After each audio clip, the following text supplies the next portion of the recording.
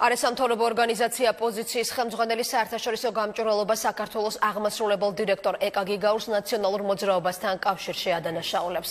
გურამ ადამაშვილის მტკიცებით ეკა გიგაური 2008 წლამდე შინაგან საქმეთა სამინისტროში სასაზღვრო პოლიციის ხელმძღვანელის მოადგილედ მუშაობდა.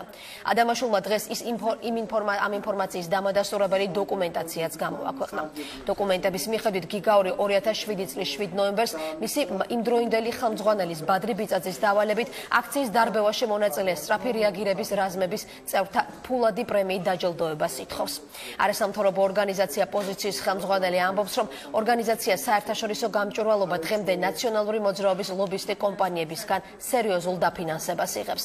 გურამ ადამაშვილის ინფორმაციით ორგანიზაციამ 2008 წლიდან დღემდე გრანტის სახით ჯამში 19 მილიონზე მეტი ლარი მიიღო. ადამაშვილის განცხადებებს არასერიოზულს უწოდებს თავად ეკა გიგაური.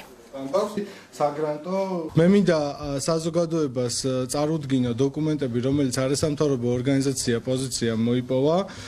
ეს არის დოკუმენტი პირველი, ბრძანება იმჟამინდელი შინაგან საქმეთა სამინისტროს სასაზღვრო პოლიციის უფროსის ბადრი ბიწაძის ბრძანება, რომელიც უშუალოდ ავალებს ქალბატონ ეკა გიგაურს, მის მოადგილეს, ვინც მიიღო მონაწილეობა 2007 წლის აქციის დარბევაში, მას გაუორმაგოს პრემიის სახით ჯარიმები, უпростоრად ხელფასები.